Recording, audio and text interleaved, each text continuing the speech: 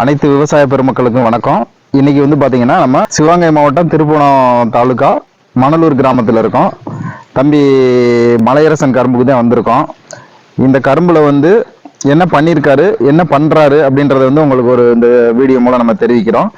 நம்ம லிங்கா கெமிக்கல்ல இருந்து அக்ரி அக்ரோடெக்ல இருந்து நம்மகிட்ட வந்து குளுக்கான்ற ஒரு ப்ராடக்ட் இருக்கு. இந்த ப்ராடக்ட் வந்து கரும்புக்குரிய ஒரு பிரதான பொருள். இது வந்து பாத்தீங்கன்னா குளுக்கோனோ அசோடோஃபாக்ட்ன்ற வந்து ஒரு பாக்டீரியாவாலான அந்த பொருள் வந்து இது கரும்புக்காகவே உருவாக்கப்பட்ட ஒண்ணு.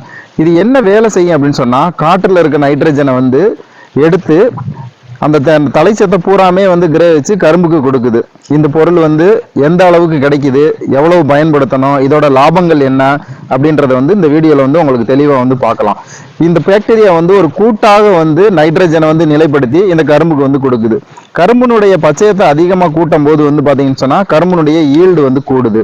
இதுல வந்து இண்டோல் அசிட்டிக் அமிலம் அப்படின்ற ஒரு திரவம் இருக்கு. அந்த திரவங்கள் வந்து இந்த கரும்புனுடைய வறட்சியை வந்து தாங்கி வர்றதுக்கும் கரும்பு வந்து அதிக ஈல்டு கொடுக்கறதுக்கும் இந்த இது வந்து பயன்படுது. இது எவ்வளவு பயன்படுத்தணும் அப்படின்னு சொன்னா, ஒரு ஏக்கருக்கு வந்து பாத்தீங்கன்னு சொன்னா நீங்க பயன்படுத்துற ஒவ்வொரு ஏரியாலையும் ஒவ்வொன்று பண்றாங்க.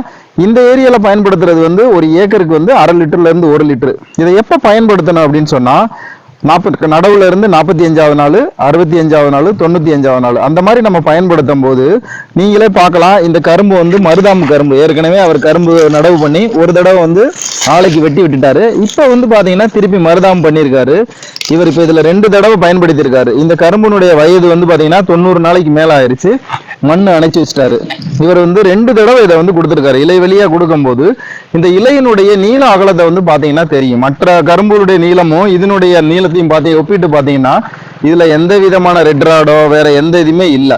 தொடர்ச்சியா வந்து நீங்க குளுக்கோனா பயன்படுத்தும் போது ஆலை நிர்வாகத்துக்குமே வந்து சர்க்கரையினுடைய அளவுமே இது வந்து கூட வருது. தொடர்ச்சியா இந்த பாக்டீரியா பயன்படுத்தி நீங்க மற்ற தலைச்சத்து கொடுக்க வேண்டிய அளவையும் வந்து நீங்க குறைச்சிக்கலாம். தொடர்ச்சியா பயன்படுத்துங்க. வாங்கி தமிழ்நாட்டில் இருக்க எல்லா உரக்கடையிலையும் கிடைக்குது. வாங்கி பயனடையுமாறு அன்போடு கேட்டுக்கொள்கிறோம்.